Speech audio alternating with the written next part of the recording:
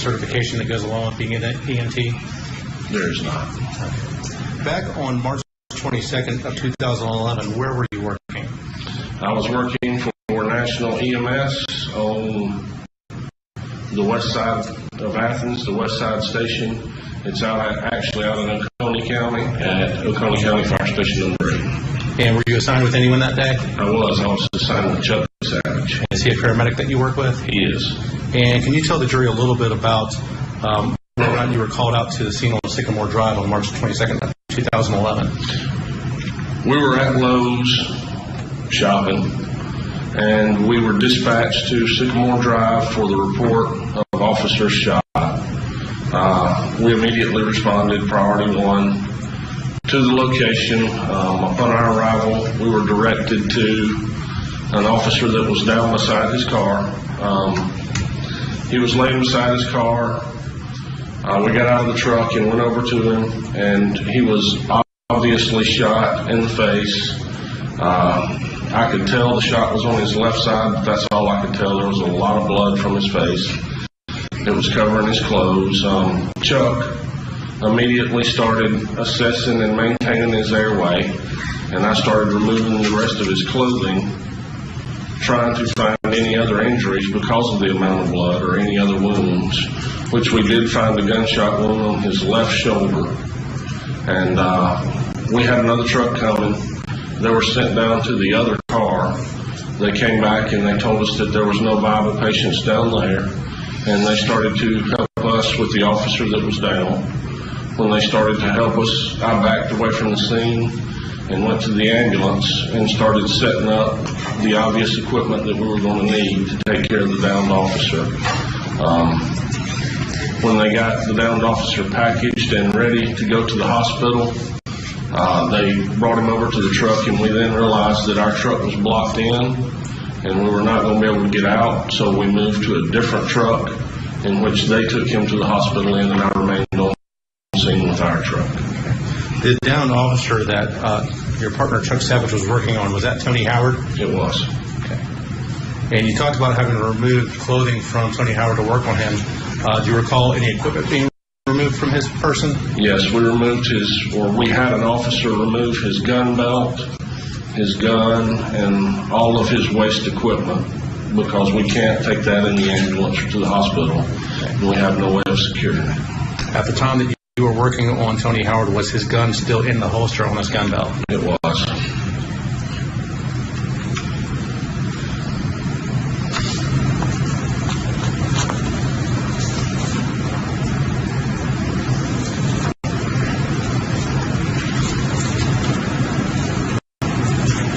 In regards to the other officer that was shot, did you ever go to that area? I did not. Did you later discover who that was? I was later told yes.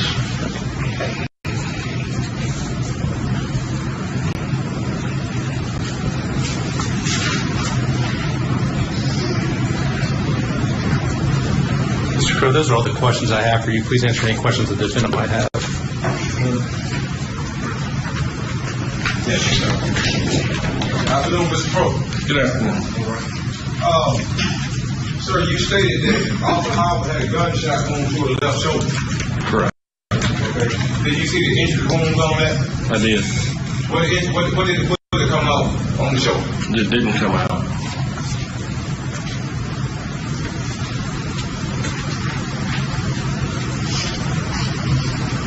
Do you know what the direction of the bullet travel on Mr. Howard? No. So, but it didn't. There's no exit wound on the right side shoulder, is what you telling the jury. He was shot in the back of his left shoulder, on the posterior of the left shoulder. Can you point that, please, sir, so the jury can see it? Right back here. Okay.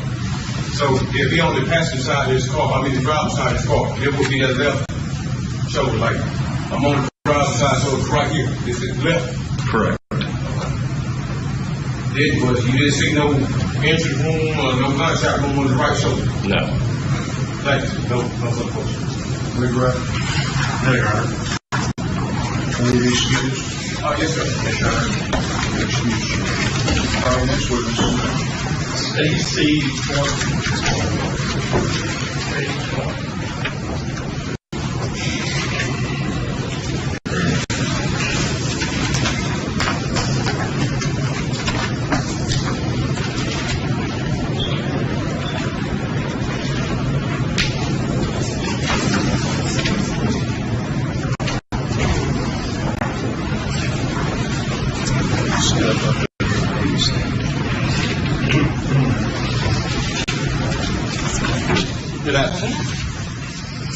You raise your right hand. You swear affirm that the testimony about to present before this court shall be the truth, the whole truth, and nothing but the truth. So, yeah.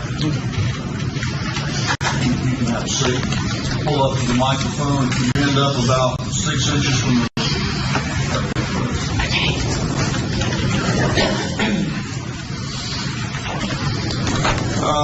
if you don't mind, state your name. Spell your last name.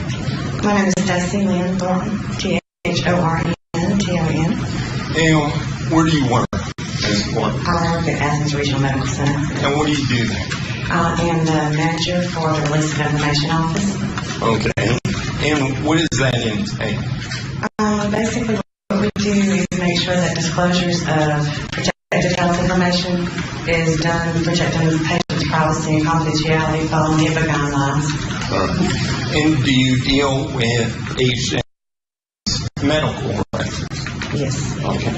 And are you familiar with the process of how the hospital maintains patients' records? And who has, Yes. And who has access to those records? And who has access, yes. Okay. And are you originally from Athens? Yes. Born and bred. Born and bred here. Yeah. All right. How long have you worked for the hospital? Since October 2001. And are you married? No.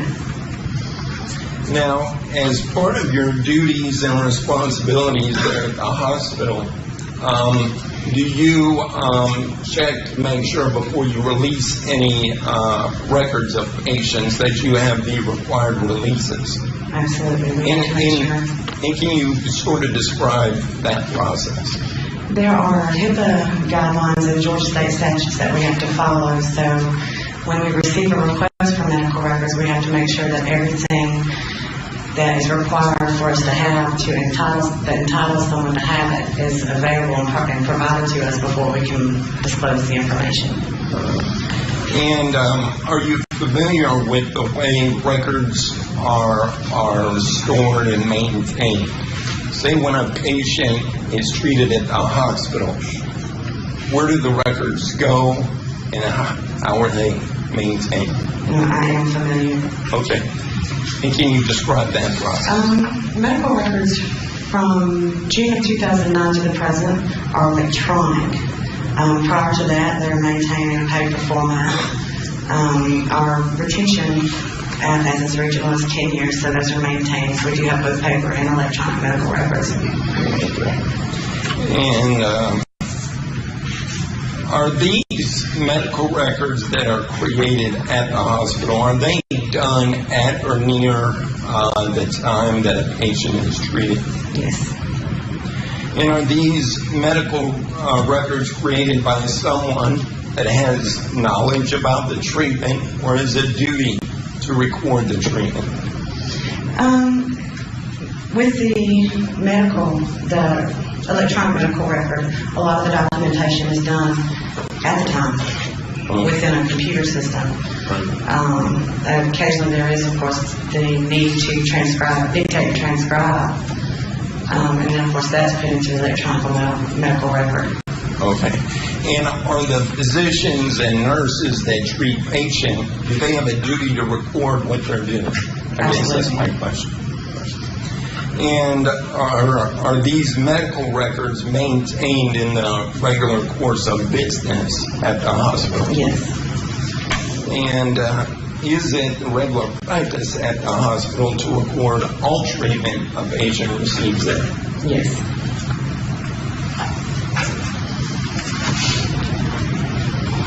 If I may, I'd like to show the witness Exhibit 172. 172. show Mr. first.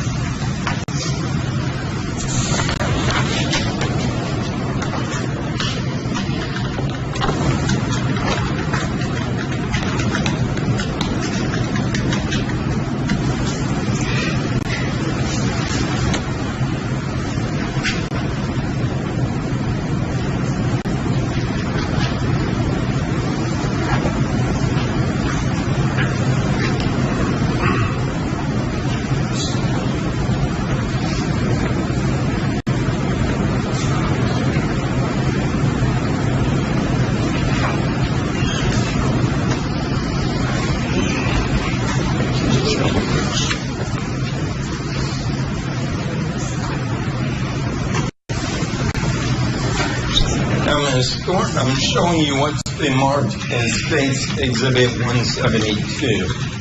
A certified copy of medical records for a patient, Tony Howard. You recognize that item? I do. And are those the kind of records that are maintained when someone is treated at your hospital? It is. Okay. And is the date stem from March 22nd through the 28th of 2011? Yes. I'm sorry. Yes. Your Honor, the state moves the tender State's Exhibit 172. Objection. No, sir, Your Honor. Very minute. No. Any questions? Yes, sir. Afternoon, Ms. Gordon. Good afternoon. You say you work what, ma'am? At Athens Regional Medical Center. Okay. Was you at work today, off the house came into the, hospital, ma'am? I believe I was. Okay. You said something about electronic medical records. Yes, sir. Could you explain that to us briefly? Absolutely. The medical records, the treatment records for the patients are maintained in an electronic format, meaning it's entered into a computer system. Usually at the time of treatment and not shortly thereafter. Okay. I know you said technicians, doctors, and nurses have a duty to record all medical records. Is that right, ma'am? Yes. That means when Officer Howard came in the hospital on March 22nd, 2011, anybody taking the pictures of wounds? To be honest with you, I can't recall if there were actual photos. I would think that if there were, they would have been on file here. Let's say anybody. When you think if officer gets shot, that's some real significant evidence. When you agree with that man taking pictures of him, you come in so people can see what really happened here. It is an important thing, but treatment comes first. Okay. How about X-ray? X-rays are done, yes. Did you bring in X-ray pictures so the jury could see what Mr. Howard shot at? I did not. Why not? I wasn't asked to. Did you know you were going to testify today? Are those, I thought you said y'all have a duty to record all medical records. Yes, we do. Okay, would that be part of the evidence? It's not part of the evidence that was submitted here. The actual reports, not photos or images. Okay. The reports are provided. Will you agree to Athens Regional is a premier hospital or something? That's a premier hospital? I work there. I like it there. I couldn't say premier. So the district attorney officer they didn't ask y'all to bring no X-ray picture to show to the jury about this Attorney Howard? Not me personally, no. You don't find this strange? No, sir. A lot of times the reports for the actual images suffice. Okay, you have... As far as my dealings. Okay. What are those reports you have up there, man? In regards to radiology, Whatever you got there, could you tell the jury what you have there? what I have here is a record of the treatment provided to Tony Harrison Howard on the day he was admitted 3/22/2011 by staff at Athens Regional Medical Center. You said treatment. Treatment, Okay. yes. What did they have in there? What his gunshot wounds for? Is that in there? I would think so. Yes, that is the reason that he was admitted, I do believe. I'm non-clinical staff. What I do is actually make a reproduction of it to provide for the investigation purposes. Okay, when you say you make reproduction of it, that means you have to know what that is before you come before the To a judge. certain extent, yes. What was Officer Howard shot in that report? What did that report say he shot at?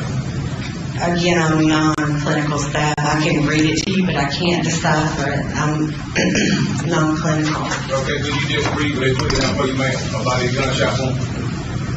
There is a lot of information about the gunshot wound. Could you be more specific? What is interesting?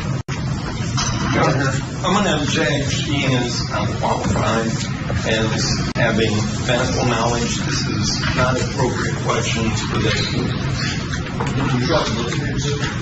You're able to do that. No, I haven't. This is my objection, Judge. It says objection. I mean, this is my response to this objection. I mean, again, we ain't got that high. I mean, it actually happened. So, I mean, I want to see the picture of the x-ray so the jury can see what really happened. I don't want no assumptions about nothing. These are professional people. They're supposed to have these records here. I'm going to sustain the objection. The records are there and they've been admitted. If you would like to look at them, I can. No, I won't go through it. She worked there. I mean, I don't have to She's get just the custodian of the records. Yeah, but she didn't want to do those records. That's why she. I'm not going to argue with you. I'm going to sustain the objection. Okay, thank you. If you would like to look at the exhibit, you're able to do that. I'd rather have her do it. Now, do you have any recollection about the entrance wounds of Tony Howard when he was shot like that? Objection. There is no foundation for these questions. Sustain the objection. So, did the prosecutor officer get any pictures or x-rays pertaining to Officer Tony Howard's gunshot wound? X-ray images, yes. Okay, how about pictures? Not to my knowledge. Did anybody take pictures of Officer Tony Howard when he coming in? Photograph pictures, not to my knowledge. Why would nobody take no pictures? No, all police officers been shot at a professional hospital. Why would nobody take no pictures? Again, I'm not clinical, but I would assume that the treatment came No, first. I'm going to object to any assumptions that this is the issue that we have. She's not qualified to answer these questions. I can't be heard on that, Judge. I think it's my right to be heard on. Judge, I think it's relevant because they bring these people here to testify for having Officer Howard. They prove that. They just word of mouth. We supposed to offer evidence. These are professionals. That's why I quoted integrity in my open worded integrity. These people, this is a police department and this is a hospital. How could you not tell us that you have no evidence of what you're talking about? She has said that all she has is what's there. I'm going to sustain the objection. That's all there is. So then have you personally saw anything about the gunshot wound to the left shoulder, the right shoulder, or the exit wound, ma'am? Objection. Sustain. You know, I'd like to be heard. They just told the jury that he been shot in his left shoulder. I think they need to see it. I think they need to show that the travel because they're going to show autopsy pictures. See, they got the picture of the autopsy, but I don't see no picture of Tony Howard. And it's been 4.5 years, ain't nobody can do no pictures, and that ain't right. Your Honor, I'm going to object to this testifying. Judge, I'm not testifying. Yes, sir. That's it. Ask another question if you have one.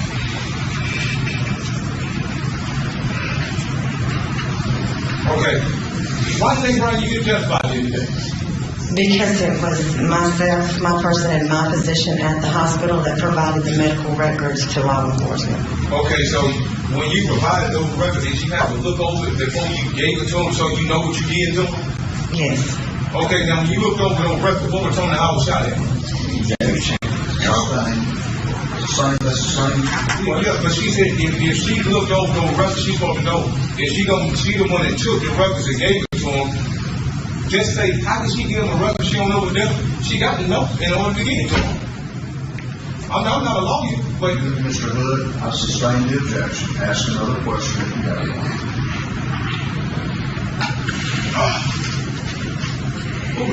who performed the procedure in order for you to get them records? I don't understand the question. How did you come to get the records? Who performed the procedure in order for you to have them records? The medical procedure on the patient? Yes, ma'am. Who got that? I'm going to object to this line of questioning. She's not here to testify to medical procedures or any of that. The records are in evidence. If you want to look at them, you can do that. It's not about you looking at them, it's about the credibility of these witnesses they bring in here. Again, these professionals, no reports, nobody know nothing, and this case too significant. This is not like them. I'm not finished sitting here and letting they go do this. I sustain the objection. This is a medical record exhibit.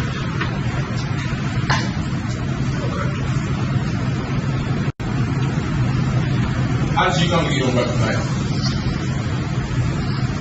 A release was provided to my department requesting the information. It is our duty to first make sure the individual requesting it is entitled to it, and then provide the information to them that they're entitled to. And that's what happened in this case. Okay, who asked for those releases? I believe in this particular case, this was originally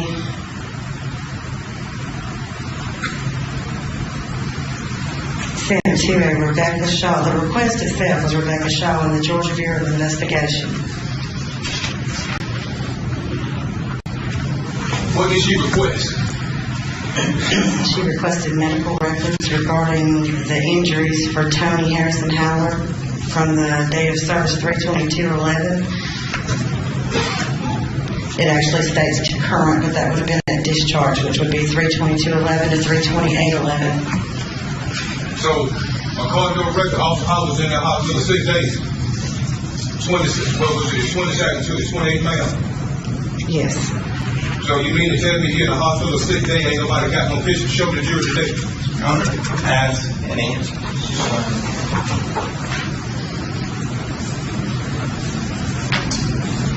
Have you saw the X-ray report? I have generated images of the x-rays onto a disc, but again, I'm not clinical. I can't honestly say that I would know what I was looking at. I just need to make sure that the appropriate images are placed on the disc when I produce it. Now, when you put it, do you have those images with you today, ma'am? I do not. I thought you said they requested their wounds, and that's right.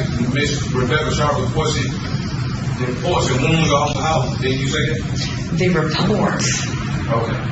You said the reports. yes, but not the Okay. images are available here. Okay. Now, when you agree with the reports, and the gunshot wound, the X-rays are part of the reports, I'm not clinical. I didn't ask you that, ma'am. I said that what you put on X-rays, you put on them discs. Yes. Well, you consider that part of the record that she asked for. It's a different type of record requiring a specific request. When you agree that the X-ray will show the wounds, and that was she asked for the wounds, we talking about the wounds, ma'am. When that X-ray shows you the wounds, you don't officer on house. The x-rays ordered by the physician, again, I'm not clinical staff, I can't speak to that. So, I mean, let's get on the house. Any wounds, where the X-ray shows any wounds on anybody. Again, objection. And the basis is she has no medical training or knowledge. I like to hear what you're saying on that, please, sir. Okay. She stated that Rebecca Shaw asked for the records of Tony Howard wounds. Judge, you know it. She know it. Just tell me the basis. The basis is, Judge, we talking about it's relevant because we are talking about the wounds. Okay, they keep saying there's wounds, but they won't show no X-rays, no pictures. And I find that very disturbing. Well, we've addressed that. The exhibit is what it is. It's medical records that apparently do not include that. Okay. So move on. Okay, ma'am, when you made them discs and them X-rays, what did you do with it? What you do with it?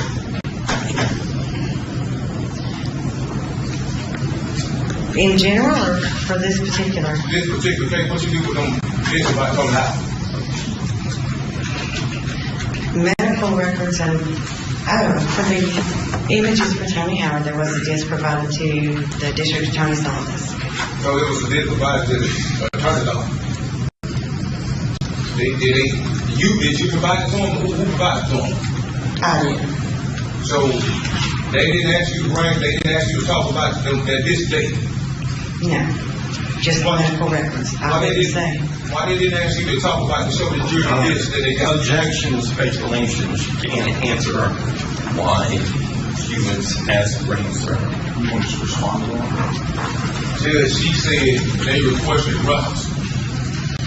And I just find it quite disturbing that she has released the record. The objection is based on she can't answer why they didn't ask for that. Okay, So speculation. okay, fine. I'll explain the She's objection. right. Now, do you personally find it strange they don't want you to talk about that this you brought this up?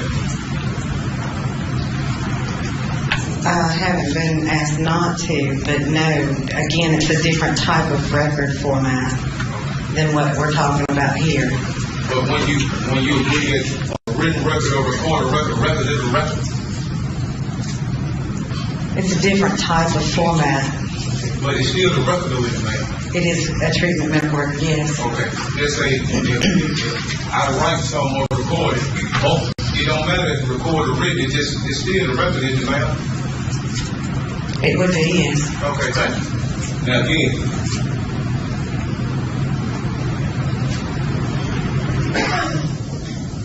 did they ask me the fishing part of the record? Did they ask y'all any more? As an answer.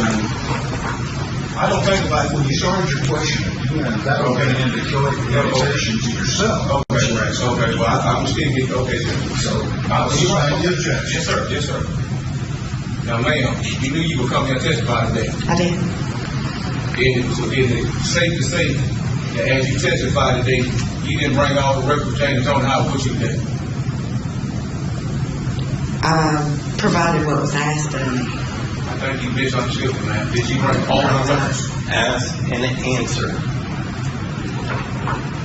Thank you, yes or no? Thank you, I'm going to go with the judge. I'll answer the thank you, sir. Again, okay. Again, ma'am. Did you bring all the records pertaining to all the house? Not in every format, no. No further question, ma'am.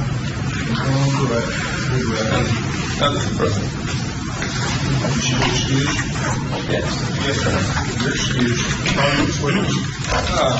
Dr. Gallagher.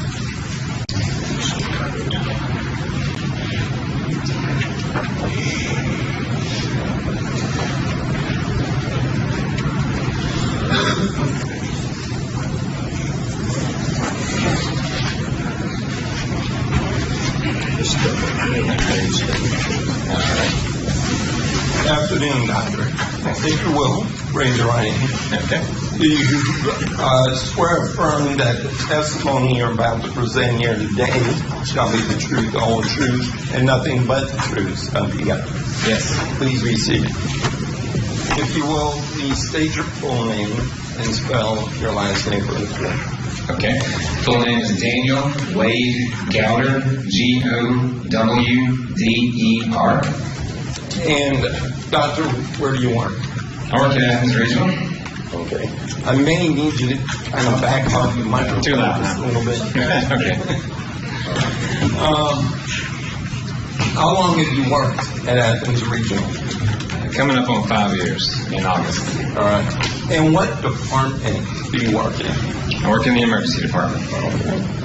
And can you briefly describe your educational background that allows you to do what you do? Sure. Graduated from North Georgia College in Dahlonega in 2000. Graduated from Medical College of Georgia in Augusta, Georgia in 2004. And I went to emergency medicine residency in Palmetto Richland and University of South Carolina in Columbia, South Carolina. Graduated in 2007. Then I was active duty military for 3 years, including a couple of tours, one in Iraq, one in Afghanistan, and then came here to work in 2010 to Athens Regional. I've been here ever since I got out of the military. And how long were you in the military?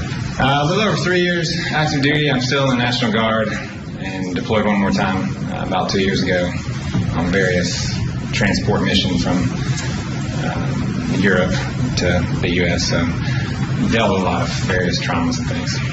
And what branch? Of Air Force. Air Force. And what did you do in the Air Force? Emergency medicine. Okay. That's what I did both times I was deployed in, and the whole time I was in the Air Force. And were you treating soldiers that were injured, or was it a different type of? Yes, I was treating injured soldiers, Marines, airmen, everybody. Yeah. And with regard to your practice in medicine, what is your specialty? What is your field? I'm board certified in emergency medicine. Okay. And do you hold any professional licenses? I'm board certified by the American Board of Emergency Medicine, and I hold a Georgia state license. Okay. I've held some other state licenses, but the only one I have now is here. So. Is Georgia? Yes. And are you a member in good standing? Yes. And do you belong to any professional organizations? American College of Emergency Physicians, and in addition to the American Board of Emergency Medicine, those are the only two right now. And the are Air Force. I'm sorry. And the Air Force, of course. Okay. National Guard. Are you required to continue your education in your area of expertise? Yes. And have you received specialized training in emergency medicine? Yes. And could you briefly tell us about that? Well, emergency medicine residency, of course, is dealing with trauma and various medical emergencies. So that would be the beginning of it. And then, of course, I was a little over 4 months in Iraq and 6 months in Afghanistan. I think that probably speaks for itself. And then after that, a lot of various trainings with the National Guard and other continuing medical education I've done with trauma. And as far as your experience in emergency medicine, if you were to sort of give an estimate about how many patients have you treated with regard to gunshot wounds? It'd be a little bit difficult to estimate, but hundreds at least, probably more than 1,000. And does that also include your... That includes all my military time and everything. It's less so here in Athens, of course, but... Have you ever testified as an expert in court? Not in court physically. I've done video depositions and, signed depositions, but never in court. So. All right. And in these depositions, were you asked your medical opinion about certain things? Yes. Can you tell us about that? Just asked my opinion on what happened in the various cases that I had. The ones that, 2 of them were medical and 2 traumas. So just basically asked to kind of state what I did and what I was thinking and that sort of thing. Okay. And at this point, Your Honor, the state would tender Dr. Daniel Elmer as an expert in the field of emergency medicine. Any objection? No, sir. Dr. Gallo will be qualified as an expert. He will testify as an expert in the area of emergency medicine. Thank you. May I proceed? Let me sort of take you back to March 22nd, 2011. Were you working at the hospital on that particular day? Yes, I was. And what area were you working? I was working in the emergency department. And did you have an occasion to treat a patient by the name of Tony Howard, a police officer with the Athens County Police Department? Yes. And prior to his arrival at the hospital, did you receive any updates as far as his condition at the scene? Yes, we received a report that we had an officer who was shot that was coming in. All right. And can you describe that process, how you communicate with the EMTs and what's going on? Sure. The paramedics will radio us from the scene of an accident and on their way in, give us updates as well, that tell us kind of what's going on so we can be prepared when they get there based on what injuries they told us about, whether we need to have a surgeon there right away, or whether it's something else we just handle in the emergency room until the surgeon gets there. So there's various things, equipment we might need for various procedures we might do in the emergency room, like intubations or things of that nature. So basically just giving us a framework to work with so we can know what's coming and kind of have an expectation of what we need and what to do.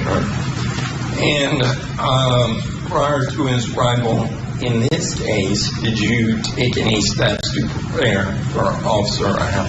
Yes. And what were those? We have a trauma bay, which is a room. We have multiple rooms at Athens Regional for that. But we have a trauma bay where we prepare ourselves to accept a patient who's critically ill. In this case, Tony Howard. Myself, nurses, radiology technicians, lab technicians, various people in the hospital that need to be there to get ready. We all get in the room.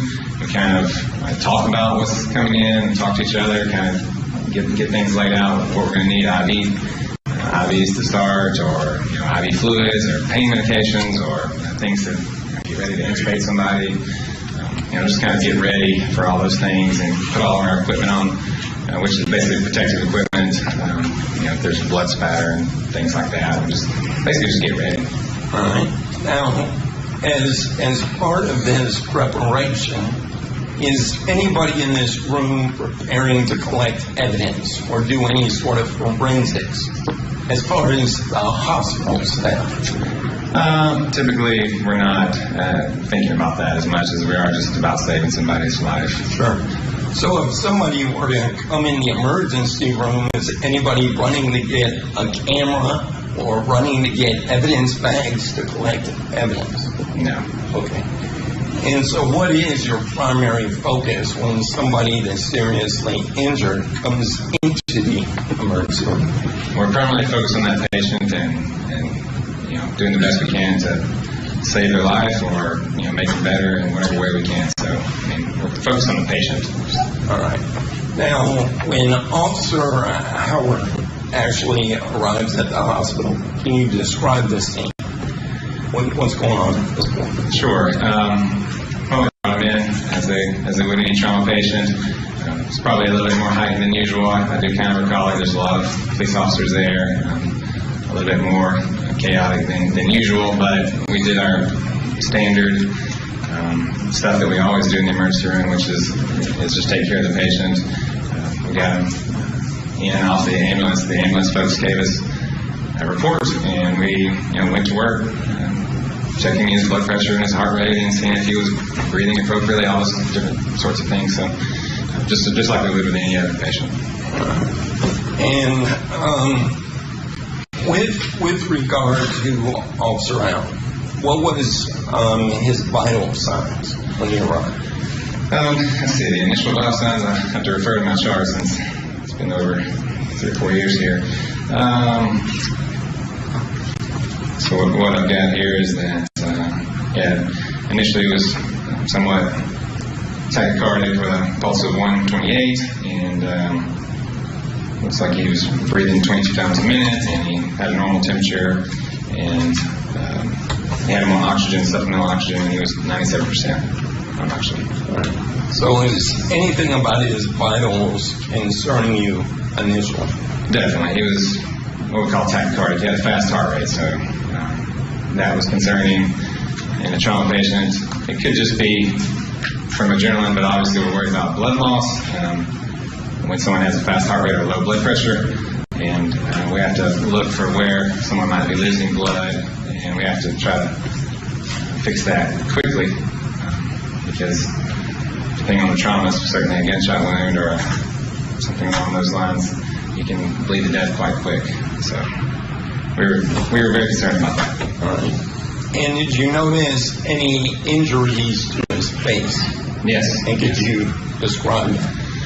Yes. I mean, as soon as he came in, he had bandages in place, but looked at his face, and we could see that he had a hole in his face on the left side and a hole on the right side, and he also had a hole in this area to the left back / shoulder kind of area here. So 3 holes.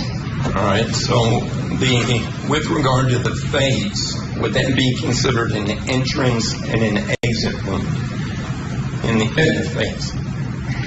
Sure. I mean, it would seem to be. It's a little when it initially comes in. It's hard to say because you're not sure if someone got shot multiple times, if they got shot with different guns, if they, you're just not sure initially. So right off the bat, it's hard to say. I mean, sometimes you can glean what you think might be the case. If you see a smaller hole and then a larger hole, it might be the exit. But it's a little unclear right off the bat. All right. And with regard to the gunshot to the back, did you see any other hole, like an exit or an additional corresponding hole to that gunshot? No, I did not. But I did see, you want to talk about any of the other things. When I examined his back, we could see that there seemed to be something that we could feel kind of to his right upper back area underneath the skin that hurt him to touch it. And it felt like some sort of very hard object, like a metallic object. So that we could see that when we just examined him. And we'll discuss a little bit more detail of that later. With regard to Officer Howard's facial injuries, was that causing him difficulty in breathing? He was having a lot of difficulty breathing through his nose. And the only reason I remembered all this because I have reviewed this chart pretty thoroughly. But he was having, when he came in, he was having difficulty breathing through his nose, a fair amount of blood, swelling to his upper face. But he was able to speak to me, and he was able to breathe through his mouth. He was initially in quite a bit of pain, seemed to be in even some sort of mental shock, if you will, kind of just the whole thing happening to you and not knowing what was going to happen, but also having difficulty even kind of remembering it initially. So it was very traumatic for him, it seemed, which I think is the case in most people who get shot in the face and chest. And while we're on that topic, is it unusual for someone to experience either short-term or long-term memory loss with a gunshot wound to the face or a head? I don't think it's unusual. There's certainly a lot of blast effect from just the gunshot wound. Even if you don't necessarily see bleeding in the brain, that doesn't mean there wasn't injury to the brain that could cause long-term memory issues and other problems like headaches and nausea and all the different various concussion type symptoms, short-term memory loss, all the different things, yes. Now, you indicated that Officer Howard could speak. Did you assess his pain level? Yes, I mean, he was... describe that process to the jury. Sure. I mean, the first way you would assess anyone's pain is just by looking at them, and that's how I do every day. Just look at someone and see how much pain they're in. So that's the very first thing.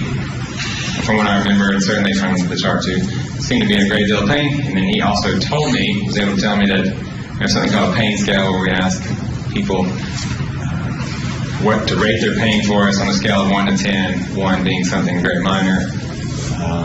Like if you had a abrasion on your hand or something, and 10 being something awful, like being shot in the face or having a shark eat your arm off or something like that. So. And what did Officer Howard?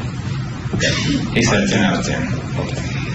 And as a result of what you observed and what he's telling you, did you take any steps to alleviate that pain? Definitely. We gave him pain medication right from the very beginning, both fentanyl, which is a narcotic pain medication that does not tend to drop people's blood pressure. It's a medicine we use quite a bit in trauma, and then also morphine. Once we was a little bit more stabilized, both of them are very strong narcotic medications that help people with their pain. And as a side effect, does it affect them as far as their thought processes and stuff like that? It can, yes. It can make them drowsy and things of that nature, and certainly affect how they think. Now, in general, when a patient arrives in the emergency with a gunshot wound, I mean, what is your role specifically as an emergency room physician? My role specifically is to evaluate what the injuries are, try to find the injuries quickly. In Tony Howard's case, looking from head to, initially just evaluating in general, how is he breathing, is he bleeding still? Those things are kind of right up front. What is his heart rate? What is his blood pressure? All those things are very important to begin with. And then from there, just try to find where his injuries are and look everywhere from head to toe, his back, legs, everywhere, just to kind of see where all the different injuries are, whether it's a gunshot wound or a car crash or any sort of trauma. And my role is basically the team leader of what's going on in the emergency room. I'm directing, fortunately, when you work with folks, nurses and stuff for quite some time, you get a team camaraderie, but they're already kind of doing all the things they need to do, hooking him up to the monitor, putting him on oxygen, doing IV lines, giving various things for pain, if I'm okay with it and that sort of thing. So it's all happening sort of simultaneously, but I'm directing all that and trying to figure out what to do next, who to try to get in contact with if we need help quickly, and all those sorts of things. So. And you described as part of that process that you evaluate the patient. You use what's called an ATLS protocol. Sure. And can you describe that process to the church? Yes, in my chart I use an ATLS protocol, which is Advanced Trauma Life Support.